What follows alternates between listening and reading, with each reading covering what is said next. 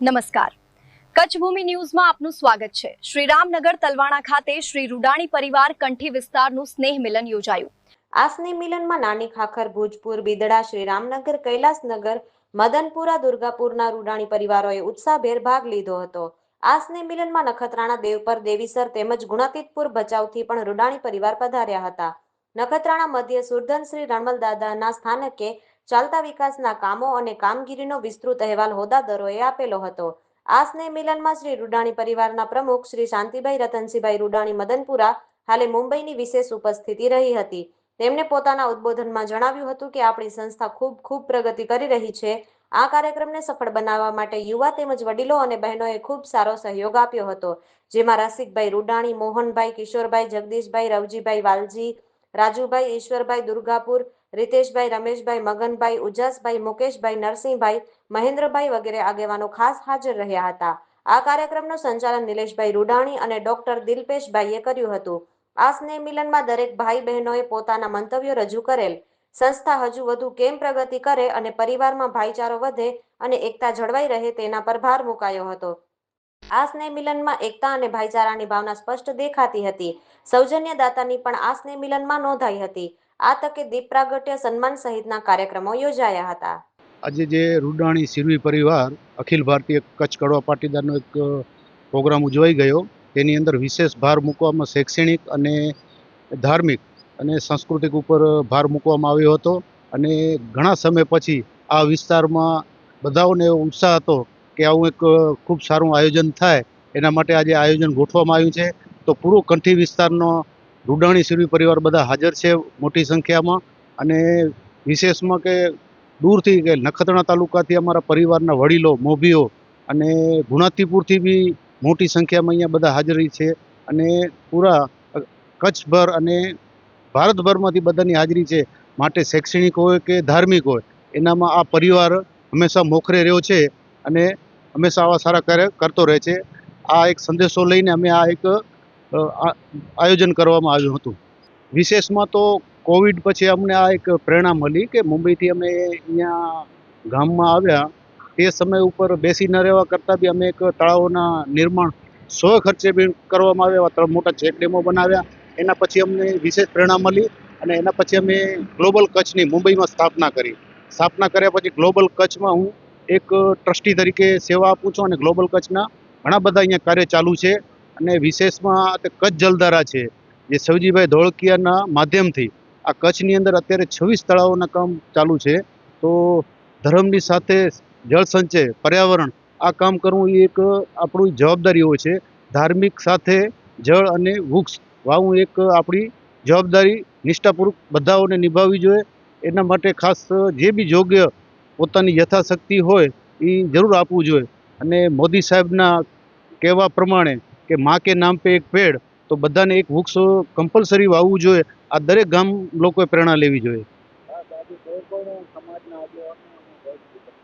આજે વિશેષમાં આમ મારો આ સંસ્થામાં પરિચય આપું તો હું એક અખિલ ભારતીય કચ્છ કડવા પાટીદાર સિરવી પરિવાર તરફથી પ્રમુખ તરીકે સેવા આપું છું। અને મહિલા મંડળના બી પ્રમુખ છે, ઉપપ્રમુખ બી છે અને યુવા મંડળ બી છે। અને યુવા મંડળને બહુ ઉત્સાહ છે આજે।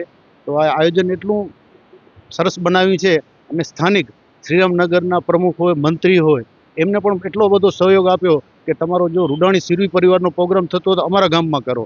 તો એનો આ સહયોગ મળવા બદલ એક આ લક્ષ્મીનારાયણ સનાતન સમાજ શ્રીરામનગરને અમે ધન્યવાદ આપીએ છીએ પરિવાર વતીથી। અને એક હું પ્રમુખ તરીકે બી એને ખૂબ અભિનંદન આપું છું। આજના કાર્યક્રમ વિશે જો કહીએ તો રૂડાણી પરિવાર બહુ સારું કહેવાય, જે એકતા સંગઠન નિમિત્તે હમણાંના સમય પ્રમાણે આ સારા વિચાર કહેવાય કે એકત્ર થઈને આપણે પ્રોગ્રામ કરીએ કે જેથી કરીને આપણા પરિવારમાં જે હોય એની બધેની મુલાકાત થાય, વિચાર અપલે થાય। એ રીતે રૂડાણી પરિવારે અમારા ગામ શ્રીરામનગરમાં આ કર્યો તો અમે ખરેખર ખુશી અનુભવી, ભાગ્યશાળી કહેવાય કે અમારા આંગણે આ પ્રોગ્રામ કર્યો। બીજું અત્યારે જે આમાં રૂડાણી પરિવારમાં જેવા શાંતિભાઈ રૂડાણી જેવા મદનપુરાના કે દરેકને સમાજને, સંસ્થાને કે પાણી વિશે કે વૃક્ષો વિશે એનો ખાસ કહીએ ને તો એના ઉપર એને વધારે ધ્યાન આપ્યું છે અને આવા વ્યક્તિઓની જરૂર છે। તેમજ જ્યાં હોય ત્યાં કંઈ એમાં ના પણ પાડતા નથી. અહીંયા યુવા સંઘ મતલબ કે બિદડામાં પણ સારું એવું યોગદાન એમનું છે. બીજું રૂડાણીમાં એક મારા મિત્ર થાય જે વીરજીભાઈ રૂડાણી, હાલે ગુણાતીપુર, એ ભુજ ઝોનના પ્રમુખ છે. આવા જે સમાજ ઉપયોગી કાર્યકર્તા પણ રૂડાણી પરિવારમાં છે. બહુ સારી ને વાત છે કે જેથી કરીને આવા સમાજ હોય કે સંસ્થાઓ હોય એમાં ઉપયોગી થાય છે. તેમજ આ બધા મારી બાજુમાં ઊભા છે એ બિદડામાં વિથોડના છે, પણ વ્યવસાય રીતે અહીંયા સારો એવો વ્યવસાય ઘણા વર્ષોથી કરી રહ્યા છે.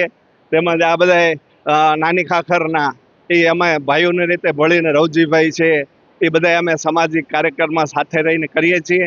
આ રીતે રૂડાણી પરિવારને ધન્યવાદ આપું છું કે આ રીતે પ્રોગ્રામ યોજતા રહે.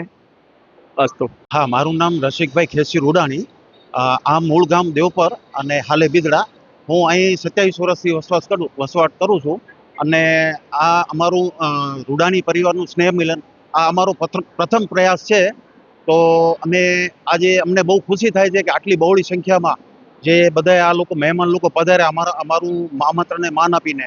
ને આવા કાર્યક્રમ યોજવાથી શું થાય, આપસી સ્નેહ અને ભાઈચારો કેળવાય અને આવા કાર્યક્રમ થતા હોય તો આપણે પરસ્પર એકબીજાને ઓળખીએ અને એની આપણે કરી શકીએ.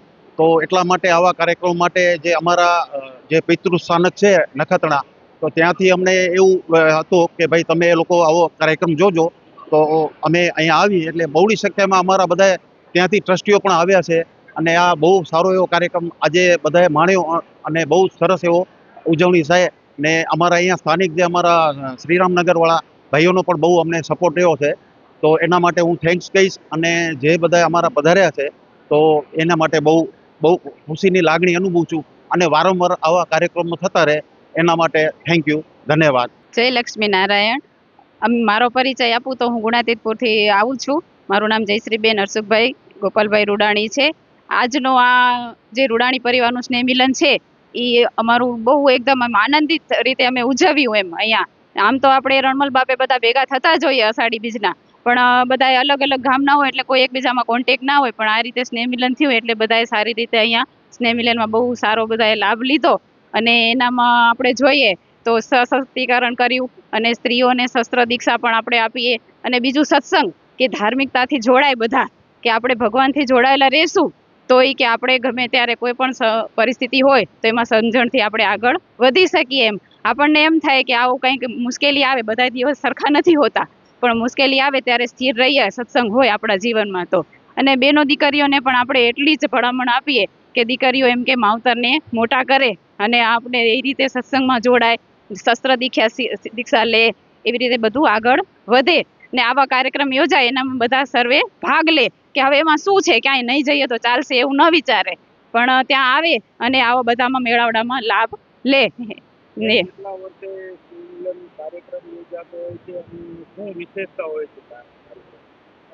આમ તો આ દર વર્ષે આપણો કાર્યક્રમ થાય જ છે સ્નેહ મિલનનો, પણ ત્યાં જ થાય એટલે સ્થાનિક બધા વધારે મળતા હોઈએ, પણ દૂર દૂરથી એરિયા વાઇઝ હોય થાય. તો આ એરિયો છે માંડવી તાલુકાનો એરિયો, તો અહીંયા સ્નેહ મિલન થયો તો બધાએ દૂર દૂરથી આવે એટલે એકબીજાને ઓળખાણ થઈ.